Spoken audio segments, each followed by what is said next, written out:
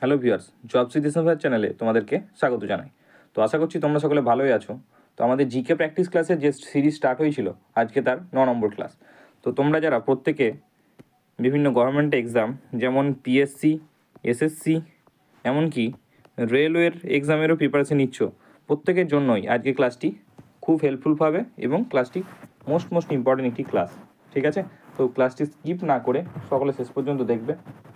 ঠিক আছে, শুধুমাত্র এখানে এমসিকিউ প্রশ্ন উত্তরই আলোচনা করা হবে না, তার পাশাপাশি সমস্ত পয়েন্ট ধরে ধরে ডিটেলস আলোচনা করা হবে। তোমরা আগে আমার যারা ক্লাস করেছো তারা সকলেই জানো আমি শুধুমাত্র প্রশ্ন উত্তর আলোচনা করি না, তার পাশাপাশি বিভিন্ন প্রশ্ন উত্তর নিয়ে ডিটেলস আলোচনা করে দিই। ঠিক আছে, তো দেখো আজকের ক্লাসের প্রথম প্রশ্ন কি আছে, বলছে কত খ্রিস্টাব্দে মোগল সম্রাট ঔরঙ্গজেব মারা যায়? অপশন কতে আছে 1702 খ্রিস্টাব্দে, অপশন খতে আছে 1705 খ্রিস্টাব্দে, অপশন গতে আছে 1707 খ্রিস্টাব্দে, অপশন গতে আছে 1709 খ্রিস্টাব্দে। তো এখানে তোমাদের রাইট অ্যান্সার কী হয়ে যাবে? দেখো এখানে তোমাদের রাইট অ্যান্সার হয়ে যাবে অপশন গ, অর্থাৎ 1707 খ্রিস্টাব্দে।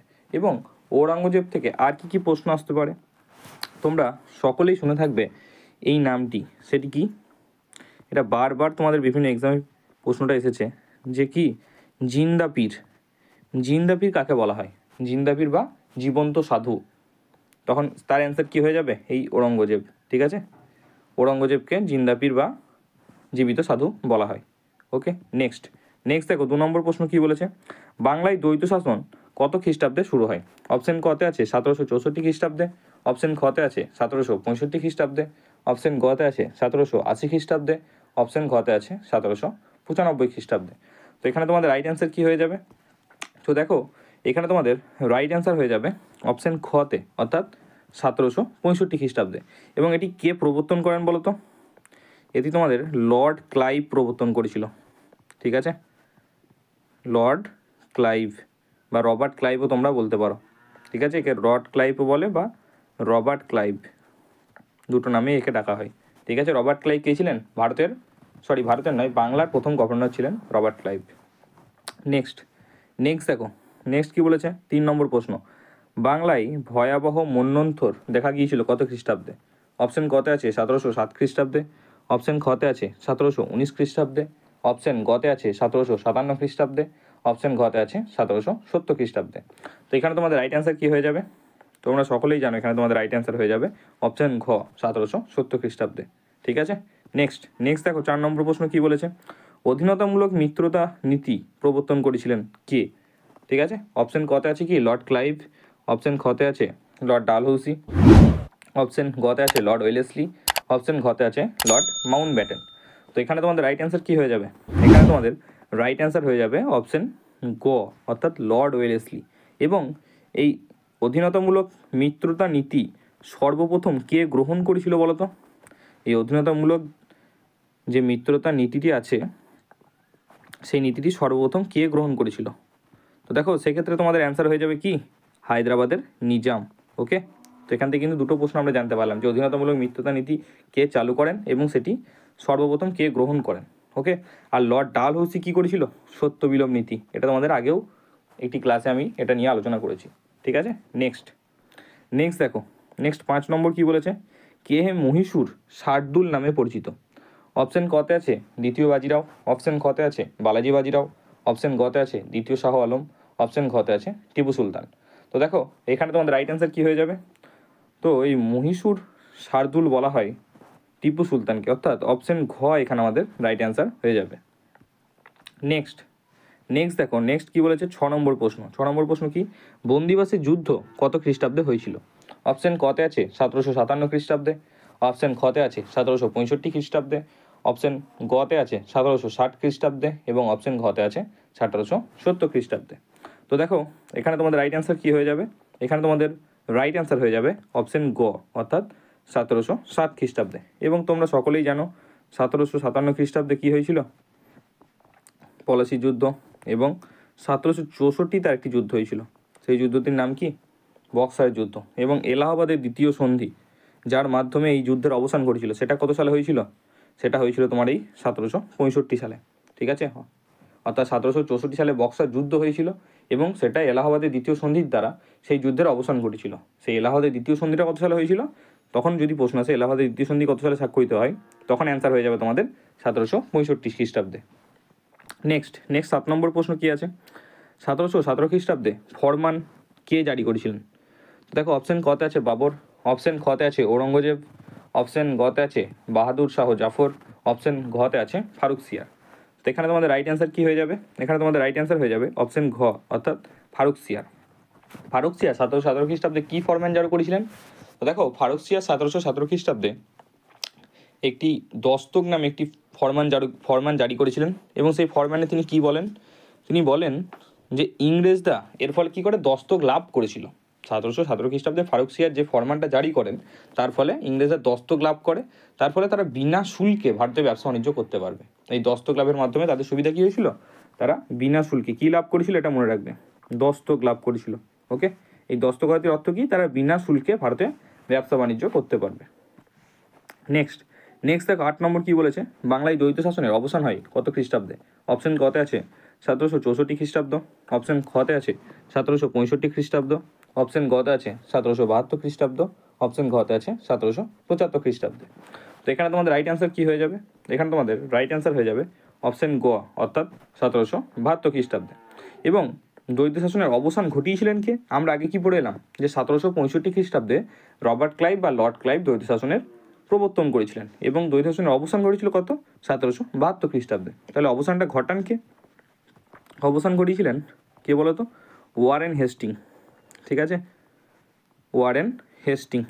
এবার তোমাদের জন্য হোমওয়ার্ক থাকলো, যেটা তোমরা আমাকে কমেন্টে অবশ্যই জানাবে, যে ওয়ারেন হেস্টিং কে ছিলেন। ঠিক আছে, এটা তোমরা কমেন্টে অবশ্যই জানাবে। নেক্সট দেখো 9 নম্বর প্রশ্ন কি বলেছে, কাটরা মসজিদ প্রতিষ্ঠা করেন কে? অপশান কতে আছে ঔরঙ্গজেব, অপশান খতে আছে মীর জাফর, অপশান গতে আছে মীর কাসেম, অপশান ঘতে আছে মুর্শিদ কুলি খান। তো দেখো এখানে তোমাদের রাইট অ্যান্সার কী হয়ে যাবে? অর্থাৎ কাটরা মসজিদ প্রতিষ্ঠা করেছিলেন কে? মুর্শিদ কুলি খান, অর্থাৎ অপশান ঘ তোমাদের এখানে রাইট অ্যান্সার হয়ে যাবে। নেক্সট দেখো 10 নম্বর কী বলেছে, অন্ধকূপ হত্যার প্রচারক ছিলেন কে? অপশান ক হচ্ছে রবার্ট ক্লাইভ, অপশান খ হচ্ছে লর্ড ওয়েলেসলি, অপশান গতে কী আছে অক্ষয় কুমার মৈত্র, এবং অপশান ঘতে আছে হলওয়েল। তো দেখো বলেছে অন্ধকূপ হত্যার প্রচারক কে ছিলেন, সেক্ষেত্রে তোমাদের অ্যান্সার হয়ে যাবে কি? হলওয়েল। এবং অন্ধকূপ হত্যাটি কত সালে ঘটেছিল বলো তো? এটা তোমাদের সিরাজউদ্দৌলার সময়ই ঘটেছিল। ঠিক আছে, একটি ঘরে কিছু ইংরেজকে কী করে রাখা ছিল? বন্দি করে রেখে দেওয়া হয়েছিল, তার ফলে কিছুজন মারা যায়। এই ঘটনাকে কী বলা হয়? অন্ধকূপ হত্যা বলা হয়। ঠিক আছে, সেটার প্রচার করেছিলেন হলওয়েল, এবং এটি সিরাজউদ্দৌলার আমলে ঘটেছিল। নেক্সট দেখো 11 নম্বর কী বলেছে, বাংলার প্রথম গভর্নর ছিলেন কে?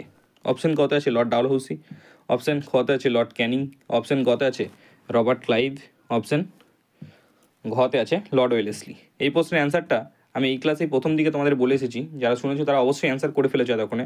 তো দেখো এখানে রাইট অ্যান্সার কী হয়ে যাবে? বাংলার প্রথম গভর্নর বলেছে, তো এখানে কী বলেছিলাম? রবার্ট ক্লাইভ, অর্থাৎ অপশান গ তোমাদের এখানে রাইট অ্যান্সার। নেক্সট দেখো 12 নম্বর প্রশ্ন কী বলেছে, ঔরঙ্গজেবের শাসনকালে বাংলার দেওয়ান ছিলেন কে? অপশান কতে আছে মুর্শিদ কুলি খান, অপশান খতে আছে সুজাউদ্দৌলা, অপশান গতে আছে ফারুক সিয়ার, নাকি অপশান ঘতে আছে মীর কামার উদ্দিন খান সিদ্দিকী। তো দেখো এখানে রাইট অ্যান্সার কী হয়ে যাবে? মীর কামার উদ্দিন খান সিদ্দিকী। ঠিক আছে, বাংলা, বিহার এবং উড়িষ্যা যে দেওয়ানি লাভ করেছিল, ঠিক আছে, এবার দেওয়ানদের কাজ কী ছিল? যে ওই অঞ্চল থেকে রাজস্ব আদায় করে এনে সম্রাটকে দেওয়া। ঠিক আছে, তো সেই অঞ্চলে অর্থাৎ ঔরঙ্গজেব শাসনকালে বাংলার দেওয়ান কে ছিল? অর্থাৎ বাংলা থেকে রাজস্ব কে আদায় করতো? মীর কামার উদ্দিন সিদ্দিকী। এবং দেওয়ানদের মূল কাজ কী ছিল বললাম? ওই অঞ্চলের রাজস্ব আদায় করা।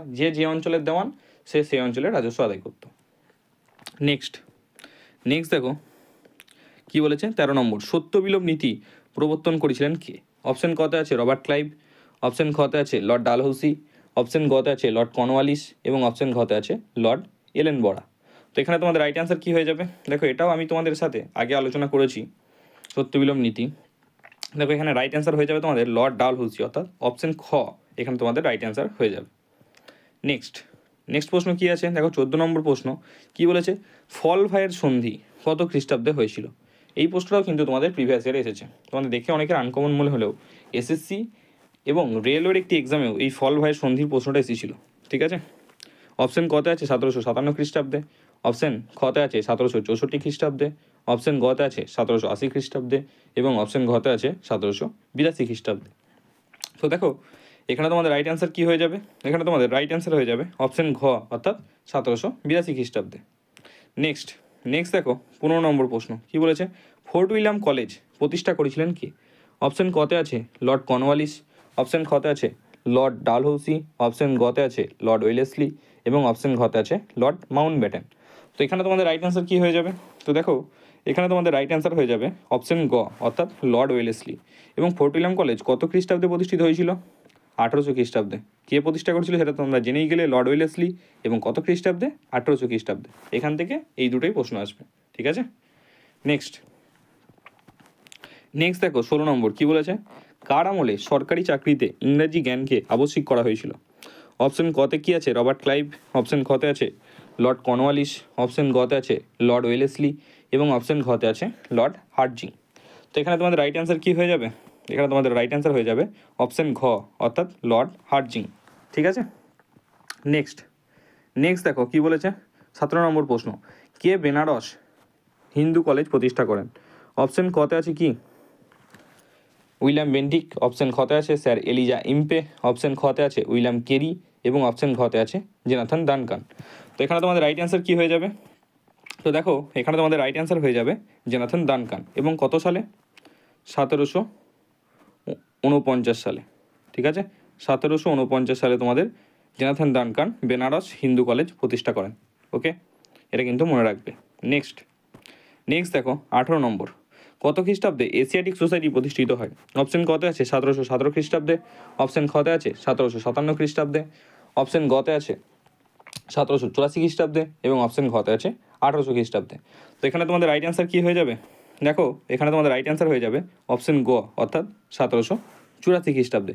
এবং এশিয়াটিক সোসাইটি 1784 খ্রিস্টাব্দে প্রতিষ্ঠিত হলো, কিন্তু কে প্রতিষ্ঠা করেছিল বলো তো? তখন তোমাদের অ্যান্সার হয়ে যাবে sir William Jones. Sir William Jones Asiatic society প্রতিষ্ঠা করেন।